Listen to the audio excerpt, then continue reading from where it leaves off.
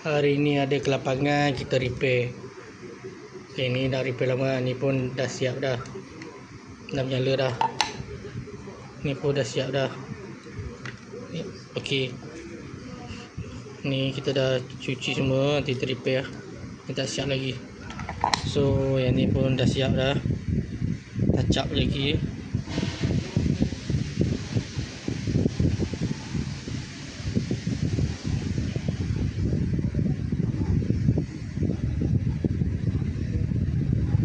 Nanti kita touch up balik, banyak putus.